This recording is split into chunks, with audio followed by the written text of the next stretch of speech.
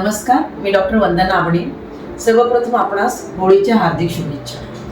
आज आपण जाणून घेणार आहोत मोतीबिंदू आणि काचबिंदू यातला फरक. हा फरक जाणण्यासाठी सर्वप्रथम जाणून घेऊया आपल्या डोळ्यांची रचना. पूर्वीचा कॅमेरा तुम्हाला माहितीच असेल. त्याला प्रथम एक झडप असायची, मग एक लेन्स आणि मग आपली फिल्म. झडप लाईट कंट्रोल करण्याचं काम करायची, लेन्स फोकसिंगचं आणि फिल्मवर छबी उमटायची.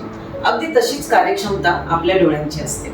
आपल्या डोळ्यामध्ये एक बाहुली असते जी झडपेचं काम करते, एक नॅचरल लेन्स असते जी फोकसिंगचं काम करते आणि जो आपले दृष्टिपटल असतं ते फिल्मचं काम करतं. आता मोतीबिंदू म्हणजे काय? तर मोतीबिंदूमध्ये आपली ही जी नॅचरल लेन्स असते ती हळूहळू धुरकट होते किंवा पांढरी पडत जाते. त्यामुळे डोळ्यात जाणारा प्रकाश हा कमी होतो आणि आपल्याला अंधुक दिसायला लागतं. मोतीबिंदू ही वयोमानानुसार होणारी घटना आहे. त्यामुळे जवळजवळ सर्व लोकांना वय झाले की मोतीबिंदू हा होतोच. तर आता जाणून घेऊया काचबिंदू म्हणजे काय. काचबिंदू हा आपल्या नसेचा आजार आहे. आपल्या दृष्टिपटलाकडून आपल्या मेंदूपर्यंत डोळ्याची एक नस जात असते.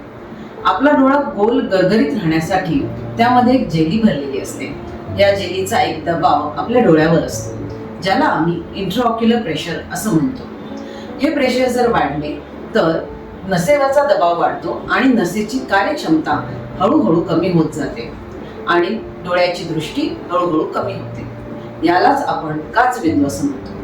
थोडक्यात सांगायचं म्हणलं तर मोतीबिंदू हा लेन्सचा आजार आहे आणि काचबिंदू हा आपल्या नसेचा आजार आहे.